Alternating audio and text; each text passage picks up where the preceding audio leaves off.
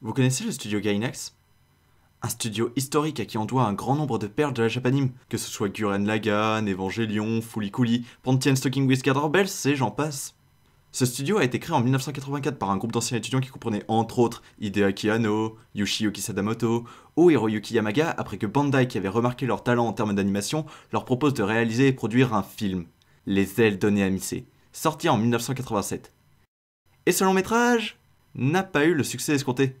Cela n'arrêta pas le studio, et en 1988, Hideaki Anno se lança dans une série de 6 OAV qui lui permit de commencer à se faire un nom dans le milieu. Top One Elae, Gunbuster. Mais en parallèle à ces OAV, Anno travaillait sur un autre projet qui verra le jour en 1990, la première série animée du studio, s'inspirant d'un projet abandonné des productions Toho qui reprenait plusieurs romans de Jules Verne. L'animé qui a reçu le prix du meilleur animé de l'année du magazine Animag en 1990, ainsi que du meilleur personnage féminin en 1990 et 1991. L'animé dont on va parler aujourd'hui. Yo, c'est Haru, et aujourd'hui, on parle de Nadia, le secret de l'eau bleue.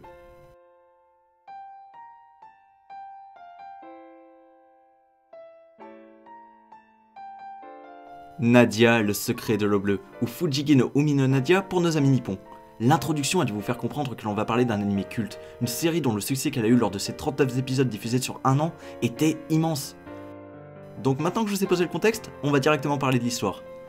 Et là, ça va être compliqué pour moi, étant donné que résumer Nadia n'est pas chose évidente vu les directions dans lesquelles parle l'animé. Je vais quand même essayer, donc suis bien.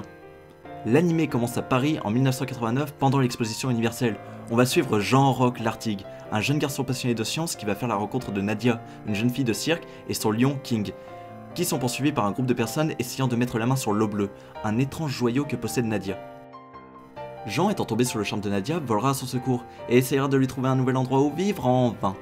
Alors Jean décidera d'aider Nadia à retourner dans le pays où elle est née pour connaître ses origines, pays qui se trouverait en Afrique. T'as bien suivi? J'espère pour toi, parce que ce n'est pas fini. Jean et Nadia n'arriveront pas à atteindre l'Afrique, et suite à plusieurs événements, vont rejoindre un sous-marin ayant une grande avance technologique pour l'époque, le Nautilus dirigé par le mystérieux capitaine Nemo. Celui-ci livre une guerre acharnée contre Neo Atlantis, un groupe étrange qui serait lié à l'équipage du Nautilus, mais également à Nadia et à l'eau bleue. Avec un résumé comme celui-ci, on peut facilement se rendre compte que l'animé date d'il y a 25 ans. Mais je tiens à vous prévenir que si la seule image que vous gardez de cet animé est le speech que je viens de vous faire, vous êtes très loin de ce qu'est vraiment Nadia.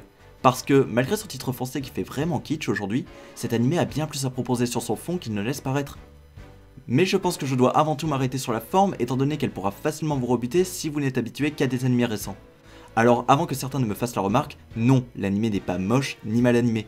Au contraire, il y a bien sûr quelques passages qui ont mal vieilli, mais dans la globalité, on a le droit à un animé au-dessus du correct pendant plus d'une vingtaine d'épisodes, quand on n'a pas le droit à des scènes d'action spectaculaires où le studio s'est éclaté en profitant du côté décalé de la série.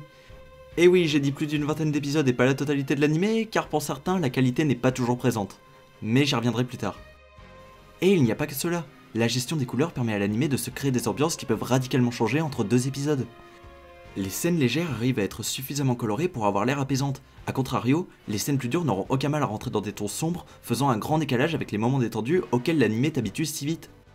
Et je ne parle pas des scènes de tension où tu sais qu'un seul petit bruit pour écouter la vie à certains personnages qui sont tellement immersifs dans leur mise en scène et dans leur gestion du silence que je me suis surpris à retenir mon souffle devant mon écran.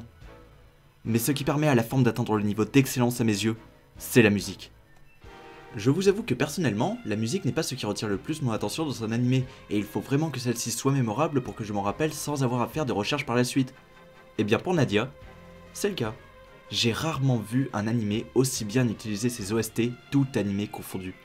En me revisionnant l'animé, je me suis même surpris à me rappeler à quel moment précis les pistes étaient lancées tant celles-ci sont bien placées. Et honnêtement, rien que pour ces musiques, je pourrais vous encourager à regarder la série.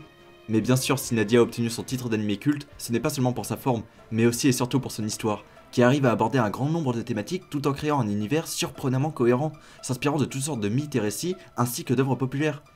Car oui, si tu te rappelles, j'ai dit tout à l'heure que Nadia s'inspirait de plusieurs œuvres de Jules Verne, et quand j'ai parlé du Nautilus et du Capitaine Nemo, vous devez sans doute avoir compris que l'une des principales est 20 000 lieues sous les mers, mais on ne se limite pas qu'à ça. L'animé n'hésitera pas à utiliser des mythes bibliques jusqu'aux théories sur l'Atlantide, en passant même par la théorie des anciens astronautes, tout ça dans un univers ayant un côté steampunk qui se veut pas totalement réel, se rapprochant parfois plus d'un Gurren Lagann que d'un Evangelion. On pourrait croire qu'à vouloir trop en faire, l'animé se perd dans son univers, mais au contraire, celui-ci sera développé tout au fil de la série et n'aura de cesse de nous surprendre. À chaque fois que vous penserez connaître l'intégralité du monde de Nadia, vous serez loin de la vérité, et de nouvelles révélations sur l'univers vous permettront de vous rendre compte d'à quel point il est complet. À travers ce monde, on aura un véritable voyage pour les personnages, qui vivront toutes sortes de péripéties. Au début, on aura juste l'impression que Nadia est un récit d'aventure tout simple, avec un peu d'action par moment, mais c'est après quelques épisodes qu'on se rendra compte que l'histoire est bien plus mature qu'au premier abord.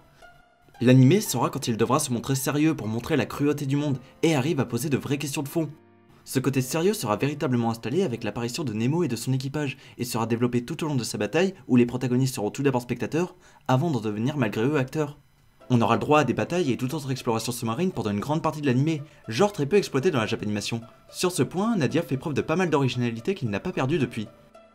Mais ce n'est pas pour autant spécialement novateur, étant donné que les codes, bien qu'ils soient très bien maîtrisés, ont déjà été vus. Parce que dans le fond, Nadia, c'est un peu un space opéra sous l'océan. Sous l'océan, les sonars s'affolent, faut stopper Gargoyle sous l'océan. Là où ils cherchent un monstre des mers, ils sont pas futés sur la terre. Nous on est mieux, on a l'eau bleue sous l'océan.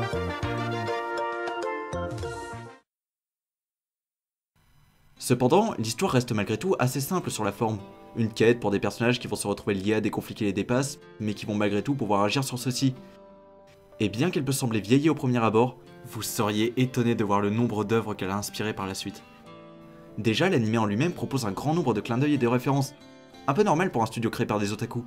Par exemple, les personnages de Glandis, Sanson et Hanson qui sont inspirés du trio de Time Bokan, ou Nemo, dont le design est exactement le même que celui de Bruno Global de la première série Macross. On peut aussi voir quelques clins d'œil aux œuvres d'Hayao Miyazaki, notamment à travers le personnage de Jean qui est passionné d'aviation, un thème cher à Miyazaki. Ce qui n'est pas étonnant, étant donné que le projet qui a servi de base pour créer Nadia a aussi servi à Miyazaki pour le château dans le ciel. De plus, dans Le vent se lève, le dernier film de Miyazaki, on suit la vie de Jiro Orokochi qui depuis son plus jeune âge rêve de construire des avions, et qui est doublé en VO par... Hideaki Anno. Mon Dieu! Tout est lié! Mais ce qui est vraiment impressionnant, c'est tout ce que l'anime a influencé par la suite. Il y a déjà un anime que vous connaissez tous, qui, même si aucune déclaration officielle n'a jamais été faite, ne cache pas les inspirations qu'il a eues de Nadia. Vous ne voyez pas? Bah... ouais. Si vous visionnez Nadia, vous pourrez vous rendre compte d'à quel point il a inspiré l'anime Pokémon. Et ce n'en est qu'un parmi tant d'autres. Je pourrais aussi vous citer Ashita no Nacha sans avoir besoin de vous expliquer pourquoi, tant c'est évident. Ou je pourrais vous parler du personnage de Sanson qui a directement inspiré le personnage de Kamina dans Gurren Lagann. Ah, je comprends pourquoi c'est mon personnage préféré. Et ces influences ne se limitent pas à la Japanime, elles vont bien au-delà. Pour vous dire, il y a encore quelques temps, certains accusaient le film de Disney, Atlantide, l'Empire perdu, de n'être en réalité qu'un plagiat de Nadia. Honnêtement, je ne suis pas du même avis que ces personnes, mais il est évident que Nadia a été l'une des principales inspirations pour ce film. Cependant, s'il y a une œuvre sur laquelle je dois m'arrêter plus que les autres, car étant celle qui se rapproche le plus de Nadia, c'est l'anime qu'a fait par la suite Hideaki Anno. Neon, Genesis, Evangelion. Alors je tiens avant toute chose à m'arrêter sur un débat qui subsiste entre ces deux animés, étant donné que je vois beaucoup de personnes l'affirmer. Non, Nadia, le secret de l'eau bleue n'est pas un prototype que développera Anno par la suite dans Evangelion. Et non, Evangelion n'est pas une reprise de Nadia où l'on a changé le sexe du personnage principal pour le mettre dans un mecha. Nadia et Shinji sont deux personnages qui permettent d'aborder des thèmes assez similaires, principalement celui du rapport aux autres, mais ils ne se limitent pas qu'à cela. Je n'aurais aucun mal à dire que cette thématique est bien plus développée dans Evangelion, mais cela n'empêche que Nadia arrive elle aussi à aborder quelques thèmes de manière suffisamment complète pour seulement considérer cet anime comme une bêta test. Donc si vous me le demandez, je dirais que oui, les personnages se ressemblent, de la façon où au premier abord, on se dit que c'est des gosses chiants qui ne font quasiment confiance à personne et qui vont progressivement s'ouvrir. Mais la manière dont celle-ci est faite est radicalement différente, tout autant que leurs attitudes et les messages qu'ils transmettent. Mais si Nadia est si proche d'Evangelion, ce n'est pas seulement à cause de leurs personnages principaux, mais aussi car on retrouve beaucoup de ce qui a fait la force de Nadia dans Evangelion. Déjà l'univers basé sur les récits bibliques, les théories ufologiques, ou certaines scènes qu'on a véritablement l'impression de revoir, qui arrivent quand même à avoir chacune une approche différente dans les deux animés pour nous empêcher de nous dire « ouais, c'est la même chose ». Il est évident que Nadia préparera Anno pour ce qui deviendra par la suite son chef-d'œuvre, mais celui-ci tenait suffisamment à cœur les deux projets pour en bâcler un car il en avait ou voulait en faire un meilleur. Cependant, il est sûr qu'en visionnant l'anime, on arrivera bien mieux à comprendre ses intentions avec Evangelion. Et si quelqu'un commence à douter de cela, je vais vous dire ce qui, à mon sens, fait de Nadia un chef-d'œuvre qui n'a pas eu besoin d'attendre son succès et qui s'est toujours suffi à lui-même. Ses personnages. Et ouais, je n'ai pour ainsi dire pas parlé d'eux depuis le début, étant donné qu'ils sont l'ultime force de l'anime, et vous n'imaginez pas à quel point leur développement peut être poussé, et le nombre de sujets qui sont développés à travers chacun d'eux. Commençons fort en parlant avant tout du meilleur personnage de l'anime, Nadia. A l'instar de Shinji, Nadia est le personnage que beaucoup ne vont pas apprécier. C'est une fille qui râle en permanence, qui est rarement reconnaissante, qui a du mal à accorder sa confiance même à ceux qui lui prouvent qu'elle le peut, qui est rancunière, qui a un côté tsundere exécrable, qui se refuse à accepter les choix les plus difficiles qui peuvent la sauver elle et ses amis, qui déteste les adultes et qui refuse elle-même d'en devenir une. Et pourtant, elle est l'une des plus grandes forces, pour ne pas dire la plus grande force de l'anime. Mais comment puis-je affirmer cela après la description que je vous ai fait d'elle? Eh bien c'est tout simple. Il faut savoir que Nadia est une fille qui n'a jamais pu accorder sa confiance à quelqu'un. Elle ne connaît pas ses origines, elle a toujours dû travailler pour vivre en se faisant exploiter par des adultes qui profitaient d'elle pour s'en mettre plein les poches, elle voyage depuis son enfance ce qui l'a empêché d'avoir des amis humains, ses seuls compagnons étant des animaux avec lesquels elle peut communiquer, et qu'elle a vu souffrir des folies humaines, ce qui l'a fait devenir végétarienne. Quand tu ajoutes le fait qu'avoir sa couleur de peau était encore mal vu en Europe à la fin du 19e siècle, tu m'étonnes qu'elle ne se montre pas sympa avec n'importe qui. Mais par la suite, elle va rencontrer Jean qui va être le premier humain à la considérer comme une amie. Cependant, elle ne sait pas comment réagir par rapport à lui et va progressivement se créer une relation d'amitié qui évoluera tout au long de l'intrigue. Jean sera une première étape, mais les autres personnages joueront tous un rôle dans son évolution et lui permettront de se créer de véritables relations avec chacun d'entre eux. Elle va découvrir ce qu'est la confiance, la compassion, l'amour et toutes ces choses qu'elle n'avait jamais connues. Mais Nadia ne saura pas comment s'y prendre immédiatement et aura peur des nouveaux liens qu'elle commencera à créer. Elle va donc faire des erreurs et apprendre ce que sont que de vraies relations humaines. Et si cela ne s'arrêtait que là? Mais non! L'histoire en profitera pour mettre Nadia face à des révélations remettant en question sa nouvelle vision des choses, ce qui lui permettra à elle comme à nous de prendre du recul sur celle-ci. Elle se retrouvera face à ce que son destin aurait pu être. Alors elle va se poser bien plus de questions que celles déjà soulevées jusque-là, mais celles-ci trouveront des réponses dans l'aventure qu'elle a vécue. On pourra alors se rendre compte que l'anime se montre vraiment subtil. Comme ça, cela ne doit pas être évident à comprendre pour une personne qui n'a jamais vu l'anime. Alors je vais prendre un exemple. Vous vous rappelez quand je vous disais que Nadia avait choisi d'être végétarienne étant donné qu'elle pouvait comprendre les animaux? Au début, cela passe juste pour un détail, mais par la suite, quand Nadia se mettra à douter d'elle-même, de qui elle est, de qui sont les autres, mais surtout de ses vrais rapports avec eux, on pourra se rendre compte que ces détails qui semblaient insignifiants permettaient de nous faire comprendre à elle comme à nous qu'elle avait en partie les réponses depuis le début, mais qu'elle ne les comprenait pas. Cependant, je m'interdis d'aller plus loin car je ne me pardonnerai pas si je vous spoilais. Je peux t'arrêter 2 secondes? Rassure-moi, tu vas pas dire un truc que je vais regretter. Bah, personnellement, il y a un truc qui m'étonne par rapport à elle. Rock, ne le dis pas. Non mais c'est vrai quoi, c'est assez irréaliste. Rock, non, je t'interdis de le dire. Non, non. Sérieusement, raciste comme sont les japonais, cela m'étonne tellement de voir que l'héroïne d'un anime soit noire. Salut toi. Tu recherches de nouveaux plaisirs, de nouvelles sensations. Alors viens découvrir la chaîne de Steel Giants consacrée au mecha. Et avec moi, tu entendras le Nirvana. Allez, rejoins-moi. Transition.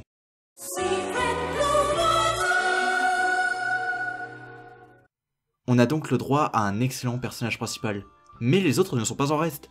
Dans la liste des personnages principaux, on a aussi Jean qui a un tempérament très différent de celui de Nadia. Il est positif, optimiste, s'émerveille devant tout ce qui lui est inconnu, courageux et passionné. Mais il reste malgré tout un enfant, qui lui aussi va devoir affronter la cruauté du monde. Déjà, sa vision de la science va être troublée quand il se rendra compte que celle-ci peut être utilisée à mauvais escient, trouble qui va être maintenu tout au fil de l'anime, entre la vision qu'il tient à garder de celle-ci et celle qui ne fait que détruire et tuer, mettant souvent en péril ceux auxquels il tient. On continue avec Marie, la jeune fille qui va recueillir Jean et Nadia et qui au premier abord ne semble pas être un personnage très marquant. Mais comme je l'ai dit, ce n'est qu'au premier abord.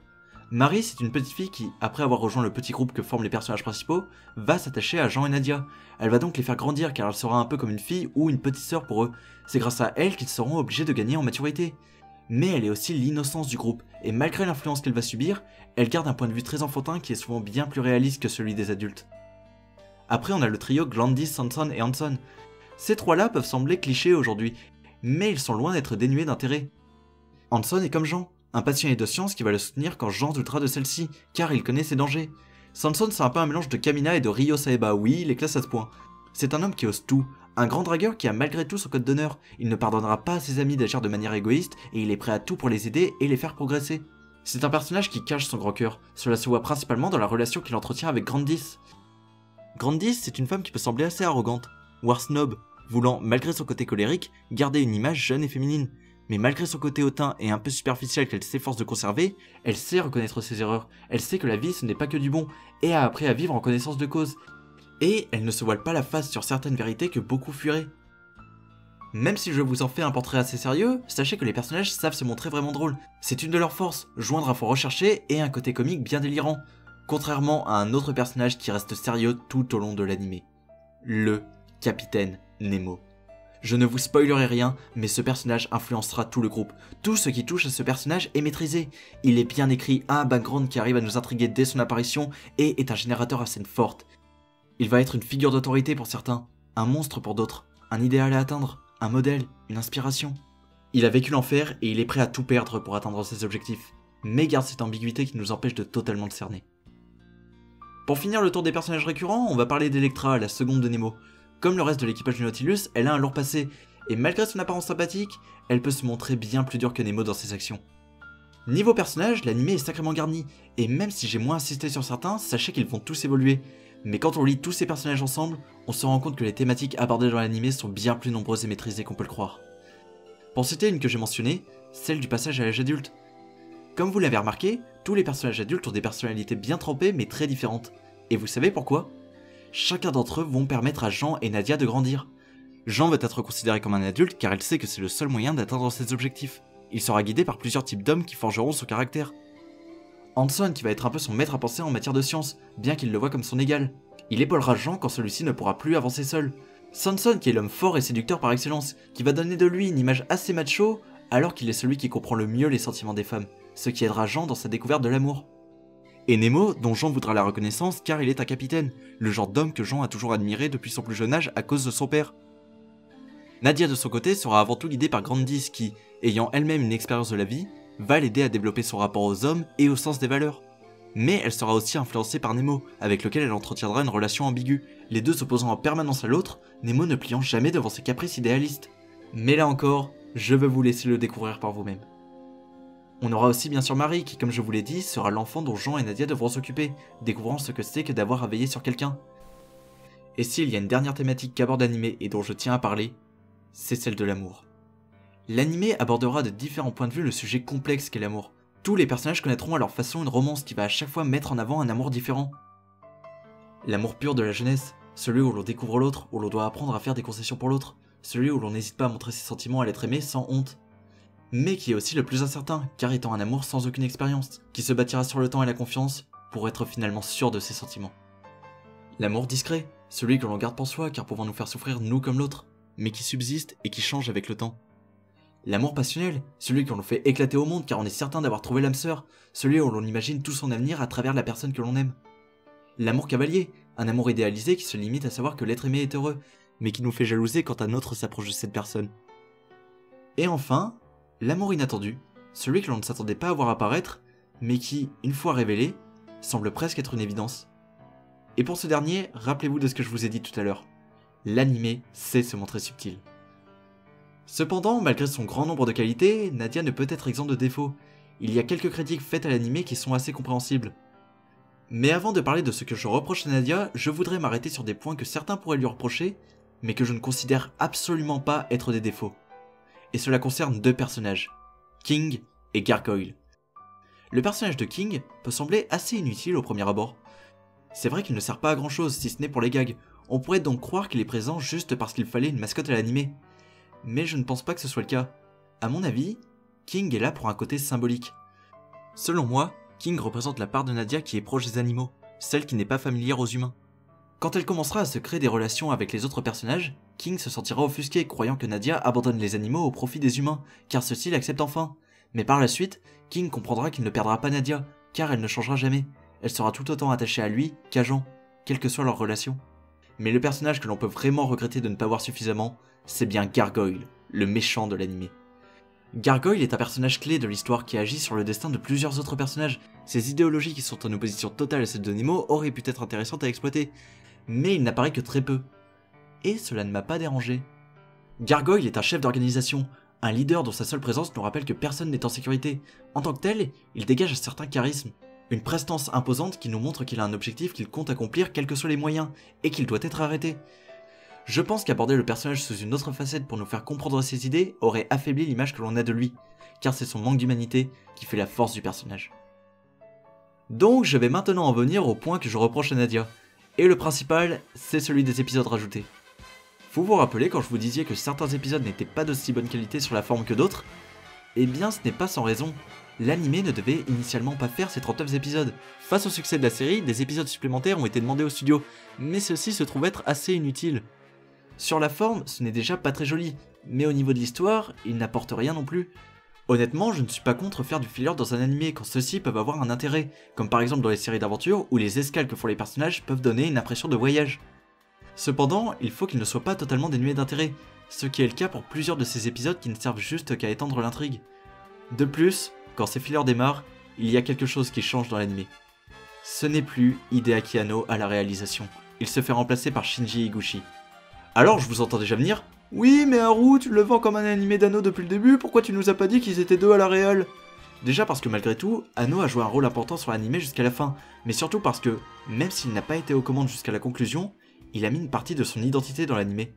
Même sur les épisodes qu'il n'a pas réalisés, on a l'impression de voir du Anno, car son style s'est inscrit dans l'anime, et même avec un changement de réal, il n'a pas pu s'en défaire. Bon, à part pour les premiers épisodes après qu'Higuchi ne prenne sa place. Dans tous les cas, ces épisodes risquent d'être une baisse de motivation pour certains, mais à part cela, Nadia n'a rien d'autre que je puisse lui reprocher. Attends, Qu'est-ce qu'il y a encore? tu sais ce que c'est ça? Non. C'est écrit Nadia, le secret de l'eau bleue, le film. Non, mais je vois pas du tout ce que ça peut être. Haru, T'as voulu parler d'animé? Tu vas jusqu'au bout. Mais tu sais, c'est pas bien utile. Fais-le! Mais... Maintenant! Oh! Nadia, le secret de l'eau bleue, le secret de Fuzzy, le film qui fait suite à l'animé. Ce film est mauvais. Il est la plus grande insulte jamais faite à l'animé, et le revoir pour préparer cette vidéo a été une torture. Qu'est-ce qui ne va pas dans ce film? En premier point, il met 30 minutes à démarrer. Sur 1h30 de film, seulement 1 heure est une histoire originale. Le reste, c'est juste un résumé de l'animé. Deuxième point, l'histoire du film est très mal foutue. Les nouveaux personnages sont totalement inintéressants. Les personnages déjà existants sont soit débiles, soit incohérents, quand ils ne se sont pas fait recaler au casting. Pas de Marie ni de King dans le film. Les retournements de situation sont incompréhensibles, du style un personnage qui répète en haïr un autre et qui ne cache pas son envie de le voir mourir, et quand son souhait est exaucé, on nous fait du mélodrame en le faisant changer d'attitude. Mais le pire, c'est sans doute le méchant. On passe de Gargoyle, le chef d'organisation froid, calculateur, brillant, intimidant, qui est une source de crainte pour tous et dont chacune de ses apparitions était accompagnée par cette musique,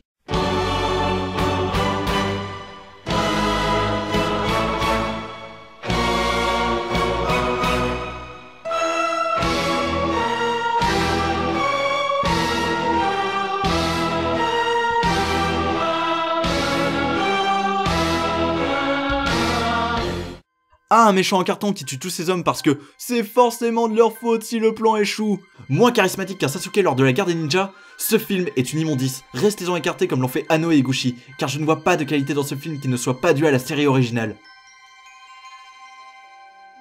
Mais, en faisant fi de ce film et du peu de défauts que j'ai cités, Nadia, le secret de l'eau bleue est un excellent animé.